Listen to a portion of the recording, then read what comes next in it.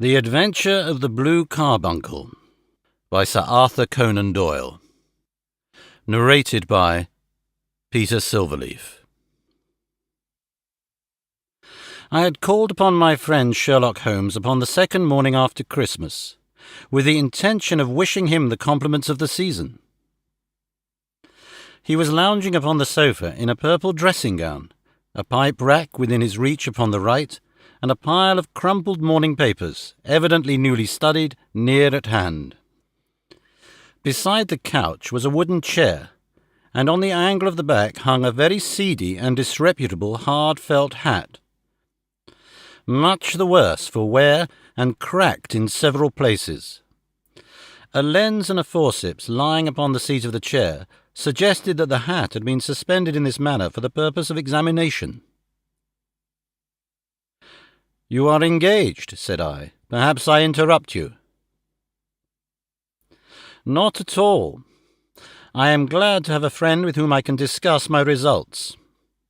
The matter is a perfectly trivial one." He jerked his thumb in the direction of the old hat. "But there are points in connection with it which are not entirely devoid of interest, and even of instruction." I seated myself in his armchair and warmed my hands before his crackling fire, for a sharp frost had set in, and the windows were thick with the ice crystals. "I suppose," I remarked, "that, homely as it looks, this thing has some deadly story linked onto it, that it is the clue which will guide you in the solution of some mystery and the punishment of some crime." No crime," said Sherlock Holmes, laughing. "Only one of those whimsical little incidents which will happen when you have 4 million human beings all jostling each other within the space of a few square miles. Amid the action and reaction of so dense a swarm of humanity, every possible combination of events may be expected to take place, and many a little problem will be presented which may be striking and bizarre without being criminal. We have already had experience of such." "So much so," I remarked, "that of the last 6 cases which I have added to my notes, 3 have been entirely free of any legal crime." "Precisely. You allude to my attempt to recover the Irene Adler papers, to the singular case of Miss Mary Sutherland, and to the adventure of the man with the twisted lip. Well, I have no doubt that this small matter will fall into the same innocent category. You know Peterson, the commissionaire?" "Yes." "It is to him that this trophy belongs." "It is his hat?" No, he found it. The owner is unknown." "I beg that you will look upon it not as a battered billycock, but as an intellectual problem. And, first, as to how it came here. It arrived upon Christmas morning, in company with a good fat goose, which is, I have no doubt, roasting at this moment in front of Peterson's fire.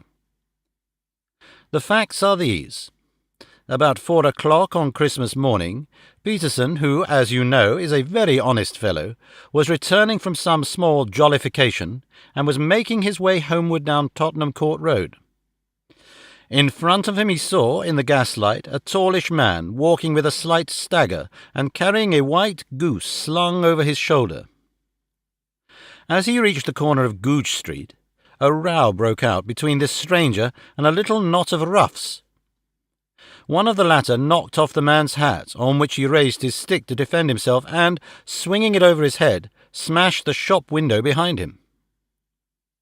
Peterson had rushed forward to protect the stranger from his assailants, but the man, shocked at having broken the window, and seeing an official-looking person in uniform rushing towards him, dropped his goose, took to his heels, and vanished amid the labyrinth of small streets which lie at the back of Tottenham Court Road.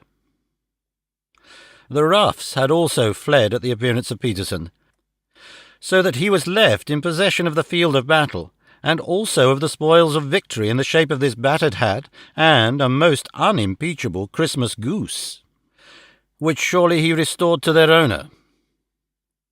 My dear fellow, there lies the problem. It is true that for Mrs. Henry Baker was printed upon a small card which was tied to the bird's left leg, and it is also true that the initials H.B. are legible upon the lining of this hat. But as there are some thousands of bakers and some hundreds of Henry Bakers in this city of ours, it is not easy to restore lost property to any one of them." What then did Peterson do? He brought round both hat and goose to me on Christmas morning, knowing that even the smallest problems are of interest to me.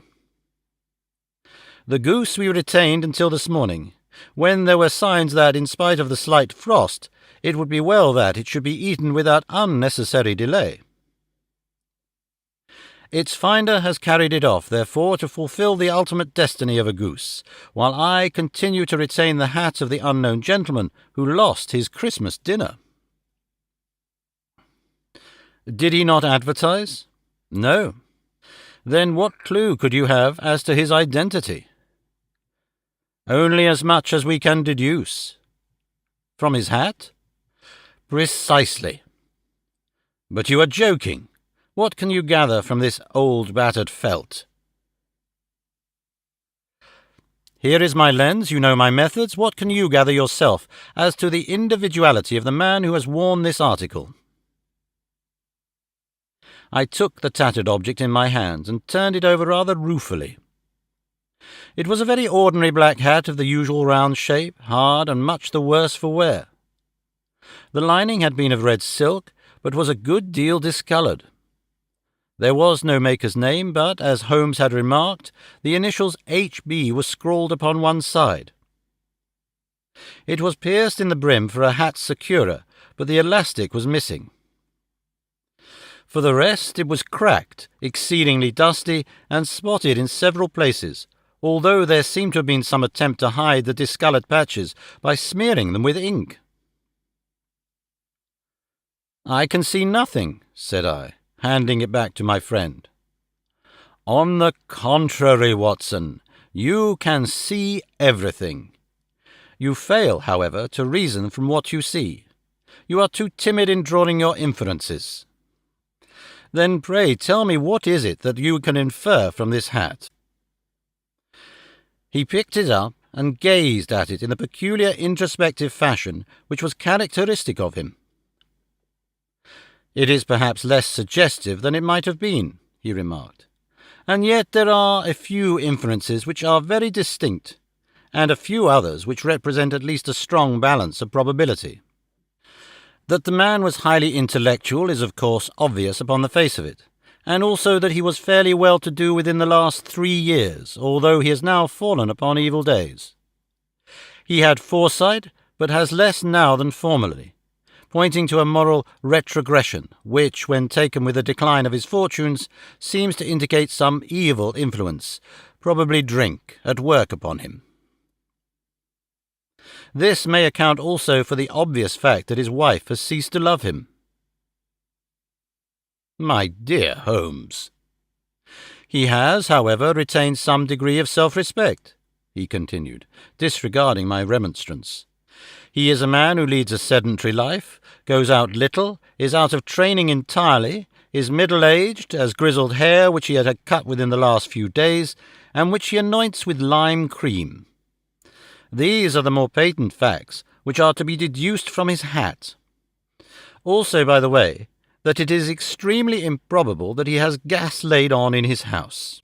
"You are certainly joking, Holmes." "Not in the least. Is it possible that even now, when I give you these results, you are unable to see how they are attained? I have no doubt that I am very stupid, but I must confess that I am unable to follow you. For example, how do you deduce that this man was intellectual?" For answer, Holmes clapped the hat upon his head. It came right over the forehead and settled upon the bridge of his nose. "It is a question of cubic capacity," said he. "A man with so large a brain must have something in it." "The decline of his fortunes, then." "This hat is 3 years old. These flat brims curled at the edge came in then. It is a hat of the very best quality. Look at the band of ribbed silk and the excellent lining. If this man could afford to buy so expensive a hat 3 years ago, and has had no hat since, then he has assuredly gone down in the world." "Well, that is clear enough, certainly. But how about the foresight and the moral retrogression?" Sherlock Holmes laughed. "Here is the foresight," said he, putting his finger upon the little disc and loop of the hat securer. "They are never sold upon hats. If this man ordered one, it is a sign of a certain amount of foresight, since he went out of his way to take this precaution against the wind. But since we see that he has broken the elastic and has not troubled to replace it, it is obvious that he has less foresight now than formerly, which is a distinct proof of a weakening nature. On the other hand, he has endeavoured to conceal some of these stains upon the felt by daubing them with ink, which is a sign that he has not entirely lost his self-respect." "Your reasoning is certainly plausible." "The further points, that he is middle-aged, that his hair is grizzled, that it has been recently cut, that he uses lime cream, are all to be gathered from a close examination of the lower part of the lining. The lens discloses a large number of hair ends, clean cut by the scissors of the barber. They all appear to be adhesive, and there is a distinct odour of lime cream. This dust, you will observe, is not the gritty grey dust of the street, but the fluffy brown dust of the house, showing that it has been hung up indoors most of the time, while the marks of moisture upon the inside are proof positive that the wearer perspired very freely, and could therefore hardly be in the best of training." "But his wife, you said that she has ceased to love him." "This hat has not been brushed for weeks. When I see you, my dear Watson, with a week's accumulation of dust upon your hat, and when your wife allows you to go out in such a state, I shall fear that you also have been unfortunate enough to lose your wife's affection." "But he might be a bachelor." "Nay, he was bringing home the goose as a peace-offering to his wife. Remember the card upon the bird's leg?" "You have an answer to everything. But how on earth do you deduce that the gas is not laid on in his house?" "One tallow stain or even two might come by chance, but when I see no less than 5, I think that there can be little doubt that the individual must be brought into frequent contact with burning tallow. Walks upstairs at night, probably with his hat in one hand and a guttering candle in the other. Anyhow, he never got tallow stains from a gas jet. Are you satisfied?" "Well, it is very ingenious," said I, laughing, "but since, as you said just now, there has been no crime committed and no harm done save the loss of a goose, all this seems to be rather a waste of energy." Sherlock Holmes had opened his mouth to reply when the door flew open, and Peterson the commissionaire rushed into the apartment with flushed cheeks and the face of a man who is dazed with astonishment. "The goose, Mr. Holmes! The goose, sir!" he gasped. "Eh? What of it, then? Has it returned to life and flapped off through the kitchen window?" Holmes twisted himself round upon the sofa to get a fairer view of the man's excited face. "See here, sir. See what my wife found in its crop." He held out his hand and displayed upon the centre of the palm a brilliantly scintillating blue stone, rather smaller than a bean in size, but of such purity and radiance that it twinkled like an electric point in the dark hollow of his hand. Sherlock Holmes sat up with a whistle. "By Jove, Peterson," said he, "this is treasure trove indeed. I suppose you know what you have got." "A diamond, sir, a precious stone. It cuts into glass as though it were putty." "It is more than a precious stone. It is the precious stone." "Not the Countess of Morcar's blue carbuncle?" I ejaculated. "Precisely so. I ought to know its size and shape, seeing that I have read the advertisement about it in the Times every day lately. It is absolutely unique, and its value can only be conjectured, but the reward offered of £1,000 is certainly not within a 20th part of the market price."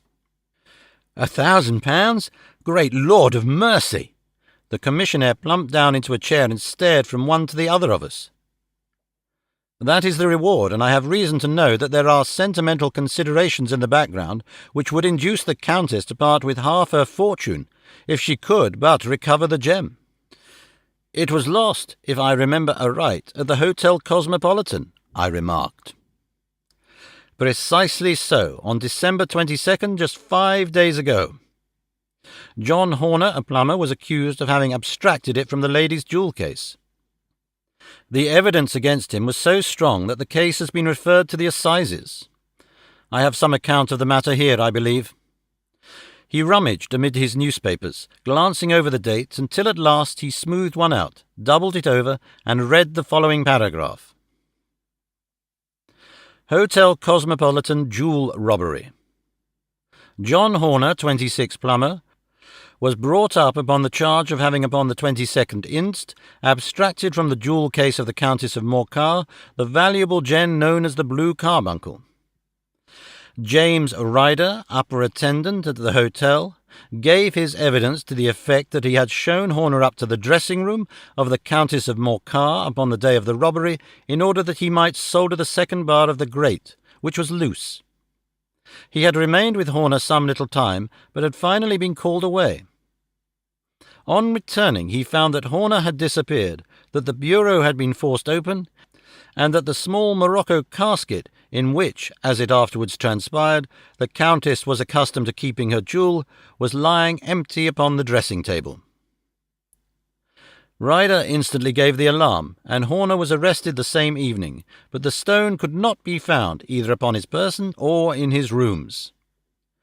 Catherine Cusack, maid to the Countess, deposed to having heard Ryder's cry of dismay on discovering the robbery, and to having rushed into the room where she found matters as described by the last witness. Inspector Bradstreet, B Division, gave evidence as to the arrest of Horner, who struggled frantically and protested his innocence in the strongest terms. Evidence of a previous conviction of a robbery having been given against the prisoner, the magistrate refused to deal summarily with the offence, but referred it to the assizes. Horner, who had shown signs of intense emotion during the proceedings, fainted away at the conclusion and was carried out of court. So much for the police court, said Holmes thoughtfully, tossing aside the paper. The question for us now to solve is the sequence of events leading from a rifled jewel case at one end to the crop of a goose in Tottenham Court Road at the other. You see, Watson, our little deductions have suddenly assumed a much more important and less innocent aspect. Here is the stone. The stone came from the goose, and the goose came from Mr. Henry Baker, the gentleman with the bad hat and all the other characteristics with which I have bored you. So now we must set ourselves very seriously to finding this gentleman and ascertaining what part he has played in this little mystery. To do this, we must try the simplest means first, and these lie undoubtedly in an advertisement in all the evening papers. If this fail, I shall have recourse to other methods. What will you say? Give me a pencil and that slip of paper. Now then. Found at the corner of Goodge Street, a goose and a black felt hat. Mr. Henry Baker can have the same by applying at 6:30 this evening at 221B Baker Street. That is clear and concise? Very. But will he see it? Well, he is sure to keep an eye on the papers, since to a poor man the loss was a heavy one. He was clearly so scared by his mischance in breaking the window and by the approach of Peterson that he thought of nothing but flight. But since then he must have bitterly regretted the impulse which caused him to drop his bird. Then again, the introduction of his name will cause him to see it, for everyone who knows him will direct his attention to it. Here you are, Peterson. Run down to the advertising agency and have this put in the evening papers. In which, sir? Oh, in the Globe, Star, Pall Mall, St. James's, Evening News, Standard, Echo, and any others that occur to you. Very well, sir. And this stone? Ah, yes. I shall keep the stone. Thank you. And I say, Peterson, just buy a goose on your way back, and leave it here with me, for we must have one to give to this gentleman in place of the one which your family is now devouring. When the commissionaire had gone, Holmes took up the stone and held it against the light. It's a bonny thing, said he, just how it glints and sparkles. Of course it is a nucleus and focus of crime. Every good stone is. They are the devil's pet baits. In the larger and older jewels, every facet may stand for a bloody deed. This stone is not yet 20 years old. It was found in the banks of the Amoy River in southern China, and is remarkable in having every characteristic of the carbuncle, save that it is blue in shade instead of ruby red. In spite of its youth, it has already a sinister history. There have been 2 murders, a vitriol throwing, a suicide, and several robberies brought about for the sake of this 40-grain weight of crystallized charcoal. Who would think so pretty a toy would be a purveyor to the gallows and the prison? I'll lock it up in my strongbox now and drop a line to the Countess to say that we have it. Do you think that this man Horner is innocent? I cannot tell. Well then, do you imagine that this other one, Henry Baker, had anything to do with the matter? It is, I think, much more likely that Henry Baker is an absolutely innocent man who had no idea that the bird which he was carrying was of considerably more value than if it were made of solid gold. That, however, I shall determine by a very simple test if we have an answer to our advertisement. And you can do nothing until then? Nothing. In that case I shall continue my professional round, but I shall come back in the evening at the hour you have mentioned, for I should like to see the solution of so tangled a business. Very glad to see you. I dine at 7. There is a woodcock, I believe. By the way, in view of recent occurrences, perhaps I ought to ask Mrs. Hudson to examine its crop. I had been delayed at a case, and it was a little after 6:30 when I found myself in Baker Street once more. As I approached the house, I saw a tall man in a Scotch bonnet, with a coat which was buttoned up to his chin, waiting outside in the bright semicircle which was thrown from the fanlight. Just as I arrived, the door was opened, and we were shown up together to Holmes's room. "Mr. Henry Baker, I believe?" said he, rising from his armchair and greeting his visitor with the easy air of geniality which he could so readily assume. "Pray take this chair by the fire, Mr. Baker. It is a cold night, and I observe that your circulation is more adapted for summer than for winter. Ah, Watson, you have just come at the right time. Is that your hat, Mr. Baker?" "Yes, sir, that is undoubtedly my hat." He was a large man with rounded shoulders, a massive head, and a broad, intelligent face, sloping down to a pointed beard of grizzled brown. A touch of red in nose and cheeks, with a slight tremor of his extended hand, recalled Holmes's surmise as to his habits. His rusty black frock coat was buttoned right up in front, with the collar turned up, and his lank wrists protruded from his sleeves without a sign of cuff or shirt. He spoke in a slow staccato fashion, choosing his words with care, and gave the impression generally of a man of learning and letters who had had ill usage at the hands of fortune. "We have retained these things for some days," said Holmes, "because we expected to see an advertisement from you giving your address. I am at a loss to know now why you did not advertise." Our visitor gave a rather shamefaced laugh. "Shillings have not been so plentiful with me as they once were," he remarked. "I had no doubt that the gang of roughs who assailed me had carried off both my hat and the bird. I did not care to spend more money in a hopeless attempt at recovering them." "Very naturally. By the way, about the bird, we were compelled to eat it." "To eat it?" Our visitor half rose from his chair in his excitement. "Yes, it would have been no use to anyone had we not done so. But I presume that this other goose upon the sideboard, which is about the same weight and perfectly fresh, will answer your purpose equally well?" "Oh, certainly, certainly," answered Mr. Baker with a sigh of relief.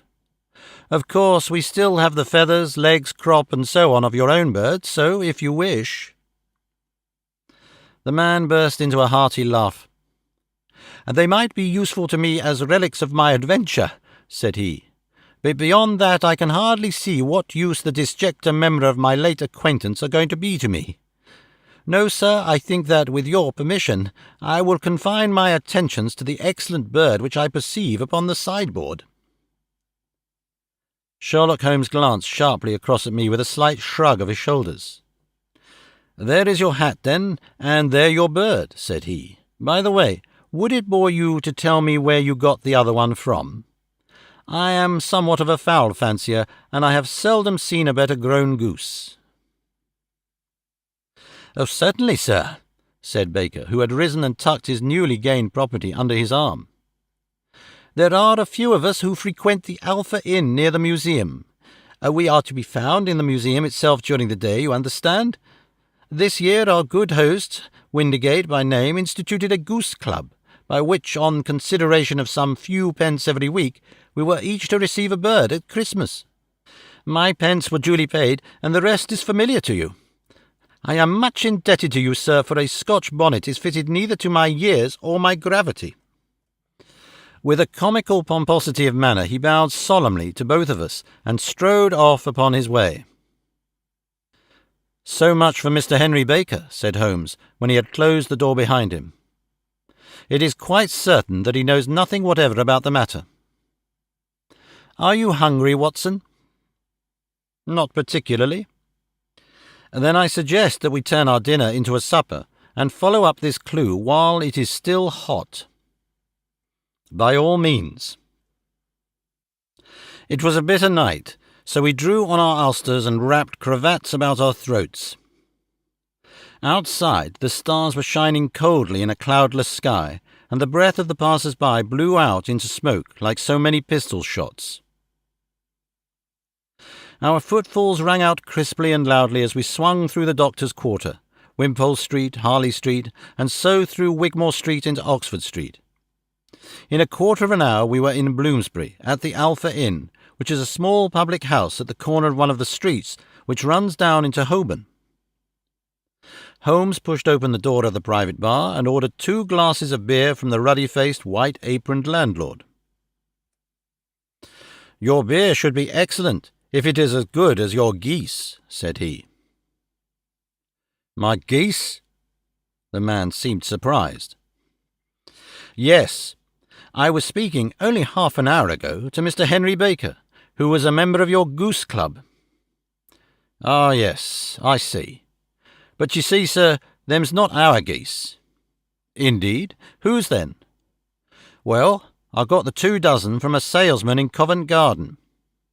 "Indeed? I know some of them. Which was it?" "Breckenridge is his name." "Ah, I don't know him. Well, here's your good health, landlord, and prosperity to your house. Good night." "Now for Mr. Breckenridge," he continued, buttoning up his coat as we came out into the frosty air. "Remember, Watson, that though we have so homely a thing as a goose at one end of this chain, we have at the other a man who will certainly get 7 years penal servitude unless we can establish his innocence. It is possible that our inquiry may but confirm his guilt, but, in any case, we have a line of investigation which has been missed by the police, and which a singular chance has placed in our hands. Let us follow it out to the bitter end. Faces to the south, then, and quick march." We passed across Holborn down Endell Street, and so through a zigzag of slums to Covent Garden Market. One of the largest stalls bore the name of Breckenridge upon it, and the proprietor, a horsey-looking man with a sharp face and trim side whiskers, was helping a boy to put up the shutters. "Good evening. It's a cold night," said Holmes.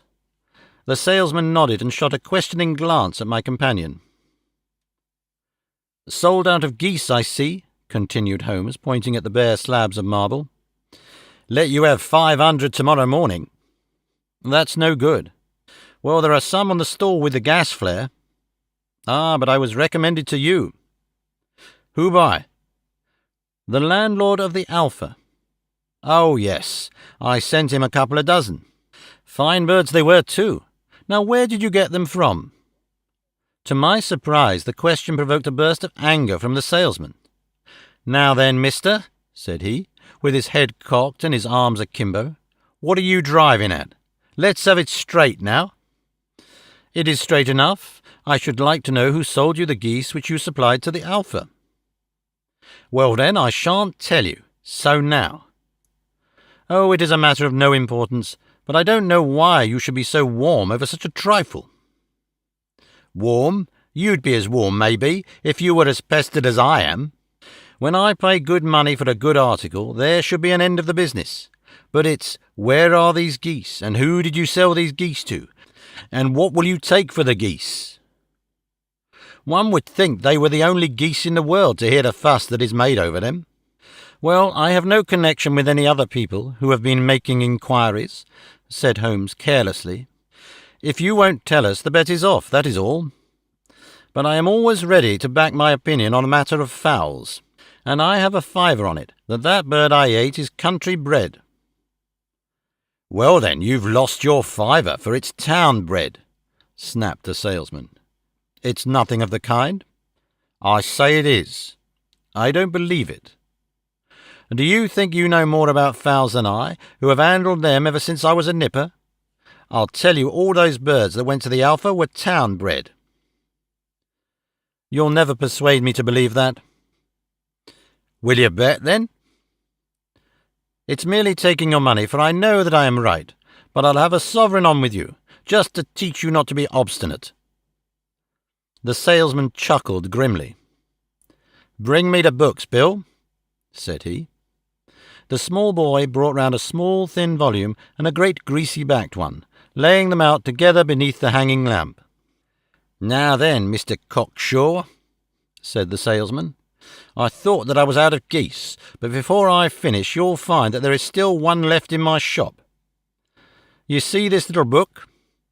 Well, that's the list of the folk from whom I buy. Do you see? Well then, here on this page are the country folk, and the numbers after their names are where their accounts are in the big ledger. Now then, you see this other page in red ink? Well, that is a list of my town suppliers. Now, look at that third name. Just read it out to me. Mrs. Oakshott, 117 Brixton Road, 249. Read Holmes. Quite so. Now turn that up in the ledger. Holmes turned to the page indicated. Here you are. Mrs. Oakshott, 117 Brixton Road, egg and poultry supplier. Now then, what's the last entry? December 22nd, 24 geese at 7 shillings and sixpence. Quite so. There you are, and underneath? Sold to Mr. Windigate of the Alpha at 12 shillings. What have you to say now? Sherlock Holmes looked deeply chagrined. He drew a sovereign from his pocket and threw it down upon the slab, turning away with the air of a man whose disgust is too deep for words. A few yards off he stopped under a lamp-post and laughed in the hearty, noiseless fashion which was peculiar to him. When you see a man with whiskers of that cut and the pink 'un protruding out of his pocket, you can always draw him by a bet, said he. I dare say that if I'd put £100 down in front of him, that man would not have given me such complete information as was drawn from him by the idea that he was doing me on a wager. Well, Watson, we are, I fancy, nearing the end of our quest, and the only point which remains to be determined is whether we should go on to this Mrs. Oakshott tonight, or whether we should reserve it for tomorrow. It is clear from what that surly fellow said that there are other fellows besides ourselves who are anxious about the matter, and I should— His remarks were suddenly cut short by a loud hubbub which broke out from the stall which he had just left. Turning round, we saw a little rat-faced fellow standing in the centre of the circle of yellow light, which was thrown by the swinging lamp, while Breckenridge, the salesman, framed in the door of his stall, was shaking his fists fiercely at the cringing figure. "I have had enough of you and your geese," he shouted. "I wish you were all at the devil together. If you come pestering me any more with your silly talk, I'll set the dog on you. You bring Mrs. Oakshott here, and I'll answer her. But what have you got to do with it? Did I buy the geese off you?" "No, but one of them was mine all the same," whined the little man. "Well, then, ask Mrs. Oakshott for it." She told me to ask you." "Well, you can ask the King of Prussia for all I care. I've had enough of it. Get out of this." He rushed fiercely forward, and the inquirer flitted away into the darkness. "Ah, this may save us a visit to Brixton Road," whispered Holmes. "Come with me, and we will see what is to be made of this fellow." Striding through the scattered knots of people who lounged round the flaring stalls, my companion speedily overtook the little man and touched him upon the shoulder. He sprang round, and I could see in the gaslight that every vestige of colour had been driven from his face. "Who are you, then? What do you want?" he asked in a quavering voice. "You will excuse me," said Holmes blandly, "but I could not help overhearing the questions which you put to the salesman just now. I think that I could be of assistance to you." "You? Who are you? How could you know anything of the matter?" "My name is Sherlock Holmes. It is my business to know what other people don't know." "But you can know nothing of this." "Excuse me, I know everything of it. You are endeavouring to trace some geese which were sold by Mrs. Oakshott of Brixton Road to a salesman named Breckenridge, by him in turn to Mr. Windigate of the Alpha, and by him to his club, of which Mr. Henry Baker is a member." "Oh, sir, you are the very man whom I have longed to meet," cried the little fellow with outstretched hands and quivering fingers. "I can hardly explain to you how interested I am in this matter." Sherlock Holmes hailed a four-wheeler which was passing. "In that case, we had better discuss it in a cosy room rather than this wind-swept market-place," said he. "But pray tell me, before we go further, who is it that I have the pleasure of assisting?" The man hesitated for an instant. "My name is John Robinson," he answered with a sidelong glance. No, the real name," said Holmes sweetly. "It is always awkward doing business with an alias." A flush sprang to the white cheeks of the stranger. "Well then," said he, "my real name is James Ryder." "Precisely so. Head attendant at the Hotel Cosmopolitan. Pray step into the cab, and I shall soon be able to tell you everything which you would wish to know." The little man stood glancing from one to the other of us with half-frightened, half-hopeful eyes, as one who is not sure whether he is on the verge of a windfall or of a catastrophe. Then he stepped into the cab, and in half an hour we were back in the sitting-room at Baker Street. Nothing had been said during our drive but the high, thin breathing of our new companion, and the claspings and unclaspings of his hands spoke of the nervous tension within him. "Here we are," said Holmes cheerily as we filed into the room. "The fire looks very seasonable in this weather. You look cold, Mr. Ryder. Pray take the basket chair. I will just put on my slippers before we settle this little matter of yours. Now then, you want to know what became of those geese?" "Yes, sir." "Or rather, I fancy, of that goose. It was one bird, I imagine, in which you are interested, white with a black bar across the tail?" Ryder quivered with emotion. "Oh, sir," he cried, "can you tell me where it went to?" "It came here." "Here?" "Yes, and a most remarkable bird it proved. I don't wonder that you should take an interest in it. It laid an egg after it was dead, the bonniest, brightest little blue egg that ever was seen. I have it here in my museum." Our visitor staggered to his feet and clutched the mantelpiece with his right hand. Holmes unlocked his strong-box and held up the blue carbuncle, which shone out like a star with a cold, brilliant, many-pointed radiance. Ryder stood staring with a drawn face, uncertain whether to claim or disown it. "The game's up, Ryder," said Holmes quietly. "Hold up, man, or you'll be into the fire. Give him an arm back into his chair, Watson. He's not got blood enough to go in for felony with impunity. Give him a dash of brandy. So, now he looks a little more human. What a shrimp it is, to be sure!"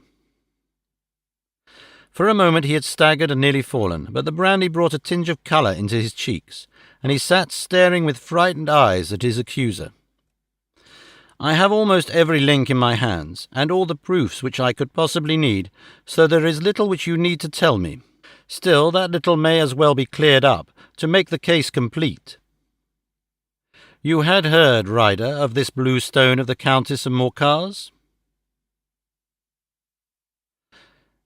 "It was Catherine Cusack who told me of it," said he in a crackling voice.